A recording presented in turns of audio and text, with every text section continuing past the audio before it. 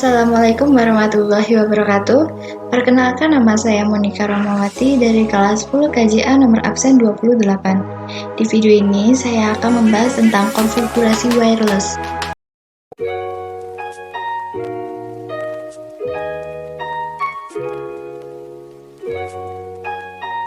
Wireless merupakan suatu hubungan telekomunikasi yang menggunakan gelombang elektromagnetik untuk dapat mengganti media kabel sebagai alat transfer datanya. Wireless yang sering kita artikan ialah tanpa kabel.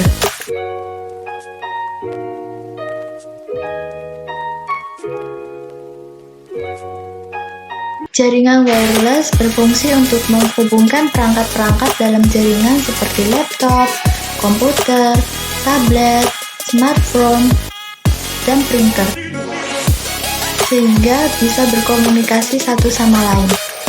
Yang membedakan dengan jaringan lainnya adalah jaringan wireless tidak menggunakan kabel sebagai media transmisinya, melainkan menggunakan gelombang radio yang dipancarkan melalui perangkat access point.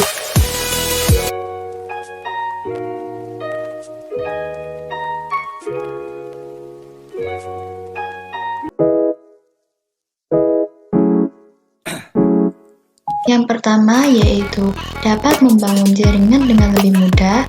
Yang kedua, biaya pemeliharaan yang relatif murah. Yang ketiga, dapat dengan mudah dikembangkan. Yang keempat, sumber file dapat dengan mudah dipindahkan tanpa harus menggunakan kabel.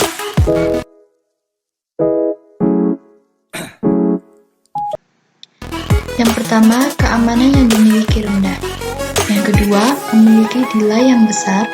Yang ketiga, kualitas sinyal dipengaruhi cuaca. Yang ketiga, cuaca cerah maka akan membuat koneksi menjadi baik, dan ketika cuaca yang buruk akan melambatkan koneksi yang diterima. Yang keempat, dapat terjadi penyadapan jaringan yang lebih besar jika dibanding dengan menggunakan kabel.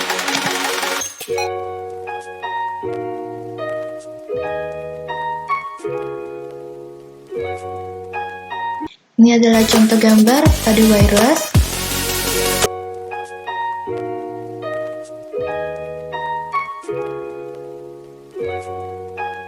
Seperti ini.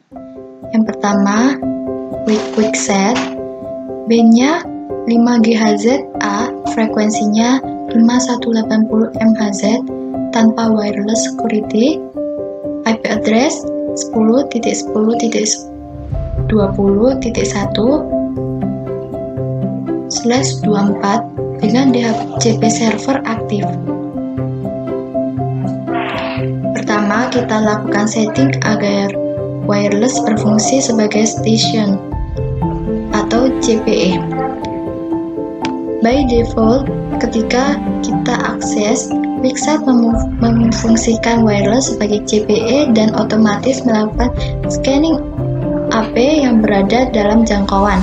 Dengan begitu, kita tidak perlu mengubah mode wireless, tinggal kita koneksikan ke AP yang kita maksud. Jika pada sisi AP mengaktifkan wireless security WPA atau WPA2, maka di samping tombol connect otomatis muncul kotak isian WPA password. Selanjutnya, konfigurasi router agar bekerja pada mode routing.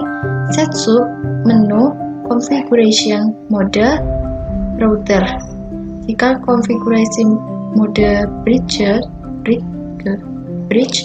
maka router akan berfungsi untuk bridging network.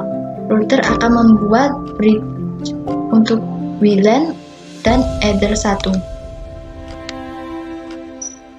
Langkah ketiga, set WLAN address acquisition agar router bisa mendapatkan informasi IP address otomatis dari AP. Ada 3 pilihan pada address acquisition, yaitu DHCP, PPPoE, dan static.